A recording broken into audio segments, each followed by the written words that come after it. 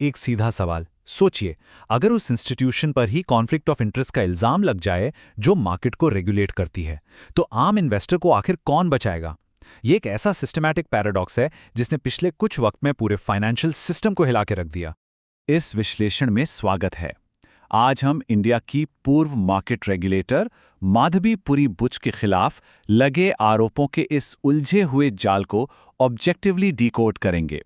Facts क्या हैं और क्लेम्स क्या हैं, बिना किसी बायस के चलिए सच्चाई तक पहुंचने की कोशिश करते हैं। इस विश्लेषण को हमने 5 हिस्सों में बांटा है। पहला, रेगुलेटर का उदय। दूसरा, हिंडनबर्ग का धमाका। तीसरा, आरोपों की बारिश। चौथा, 3 बड़े सवाल। और आखिर में लेगेसी और सीख।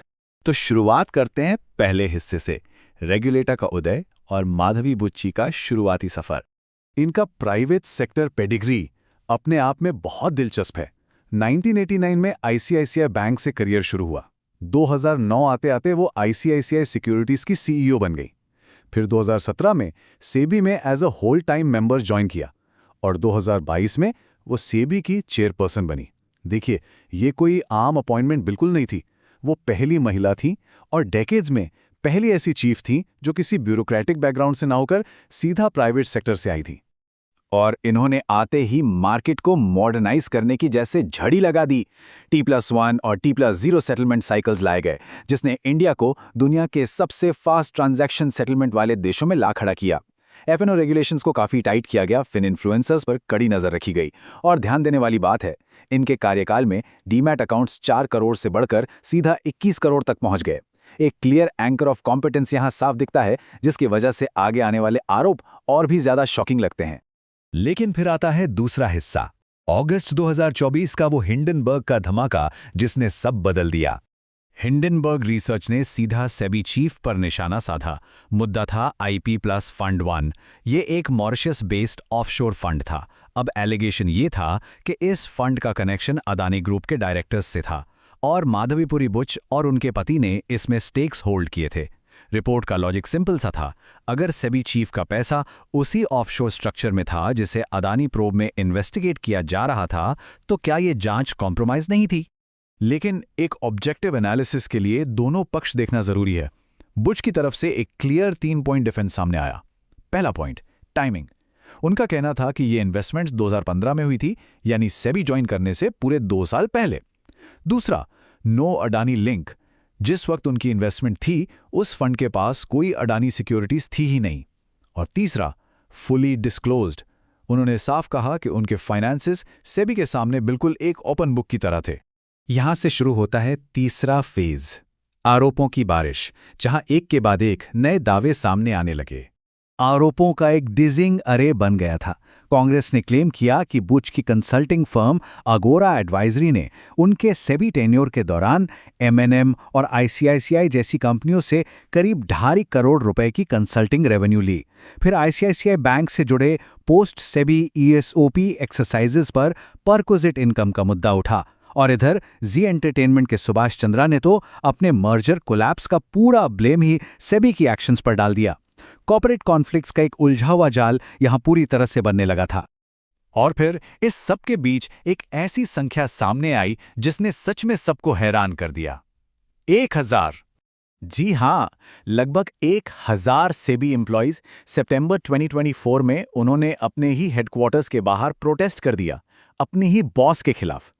उन्होंने टॉक्सिक वर्क कल्चर का आरोप लगाया और रेजिग्नेशंस की मांग की। ध्यान दीजिए, ये कोई पॉलिटिकल अटैक नहीं था, बल्कि उसी रेगुलेटरी बॉडी के अंदर की रिबेलियन थी। इसने कंट्रोवर्सी में एक और कॉम्प्लेक्स लेयर जोड़ दी। अब बढ़ते हैं चौथे और सबसे अहम हिस्से की तरफ, 3 बड़े सवाल जो इस पूरे सिस्टम पर उठते हैं। पहला और सबसे बड़ा सवाल जो उठता है, क्या यहां वाकई पर्सनल करप्शन था? क्या सच में व्यक्तिगत स्तर पर फाइनेंशियल मिसकंडक्ट हुआ था? अगर हम स्ट्रिक्टली फैक्ट्स को देखें तो फेयर वर्डिक्ट निकलकर आता है अनप्रूवन। इंडिया के एंटी करप्शन ओम्बुड्समैन यानी लोकपाल ने इस मामले की जांच की और क्रेडिबल एविडेंस ना मिलने पर इन क्लेम्स को डिसमिस कर दिया। तो बेसिकली ऑफिशियल तौर पर क्लीन चिट मिल चुकी है। चलिए दूसरे सवाल पर आते हैं, क्या सेबी की अदानी जांच एडिक्वेट थी? एक इतने मैसिव कॉर्पोरेट कॉन्ग्लोमरेट पर जो रेगुलेटरी इन्वेस्टिगेशन हुई, क्या वो पूरी तरह से संतोषजनक थी? यहां ऑब्जेक्टिव वर्डिक्ट है, इनकम्प्लीट। एक सुप्रीम कोर्ट द्वारा बनाई गई कमेटी ने खुद नोट किया कि सेबी 13 फॉरेन पोर्टफोलियोज के बेनिफिशियल ओनरशिप डिटरमिन करने में ड्रू अ ब्लैंक, यानी पूरी तरह नाकाम रही। अब चाहे ये किसी व्यक्ति की गलती हो या हमारे रेगुलेटरी सिस्टम की कोई लिमिटेशन, फैक्ट यही है कि जांच का नतीजा पूरा नहीं था। और अब तीसरा सवाल जो हमारी पूरी रेगुलेटरी फिलॉसफी को टेस्ट करता है, क्या प्राइवेट सेक्टर मॉडल आने से इनहेरेंटली कॉन्फ्लिक्ट्स ऑफ इंटरेस्ट पैदा होते हैं? दरअसल ये दो अलग अलग मॉडल्स की टक्कर है। एक तरफ है प्राइवेट सेक्टर रिफॉर्मर जो इंडस्ट्री की जरूरी एक्सपर्टीज लेकर आते हैं, उन्हें एग्जैक्टली पता होता है मार्केट कैसे चलता है, पर उनके साथ ईसॉप्स और कंसल्टिंग टाइज का बैगेज आने का एक रिस्क होता है। दूसरी तरफ है ब्यूरोक्रेट। ये एक ट्रेडिशनल और सेफर मॉडल है, लेकिन इनके पास डायरेक्ट मार्केट एक्सपीरियंस काफी कम होता है। ये दोनों मॉडल्स अपनी अपनी स्ट्रेंथ्स और इनहेरेंट रिस्क्स के साथ आते हैं। आखिर में आते हैं 5वें हिस्से पर, लेगेसी और आम इन्वेस्टर्स के लिए क्या सीख है। एक लॉ फर्म पार्टनर का ये कोट इस पूरी सिचुएशन को बहुत अच्छे से सम अप करता है। बुच की एक्शंस ने सेबी की क्रेडिबिलिटी पर सवाल जरूर उठाए, लेकिन मार्केट मॉडर्नाइजेशन की रफ्तार कभी नहीं रुकी। आरोप और कंट्रोवर्सीज चाहे कितनी भी रही हों, लेकिन सिस्टम में जो बदलाव और तेजी आई उसे हम इग्नोर नहीं कर सकते। और आखिरकार 27 फरवरी 2025 को पूर्व फाइनेंस सेक्रेटरी तुहिन कांटा पांडे ने नए सेबी चेयरपर्सन का चार्ज लिया। इसका सीधा सा मतलब था कि इंस्टीट्यूशन वापस उसी पुराने सेफ ब्यूरोक्रेटिक मॉडल पर लौट चुका है। इस पूरे एपिसोड से आम इन्वेस्टर के लिए सबसे बड़ा टेक अवे क्या है, वो इस एक लाइन में छुपा है। Regulators are safeguards, not insurance. Institutions चाहे कितने भी मजबूत हों, उन पर बस ब्लाइंड रिलायंस नहीं किया जा सकता। फाइनेंशियल मार्केट्स में लर्निंग और अकाउंटेबिलिटी की जिम्मेदारी हमें खुद ही उठानी पड़ती है। तो इन सारे फैक्ट्स को ऑब्जेक्टिवली देखने के बाद एक आखिरी सवाल जो हम सबको सोचने पर मजबूर करता है, क्या ये वाकई एक कॉम्प्रोमाइज्ड इनसाइडर का केस था या फिर एक प्राइवेट सेक्टर रिफॉर्मर का जिसे सिस्टमैटिकली टारगेट किया गया?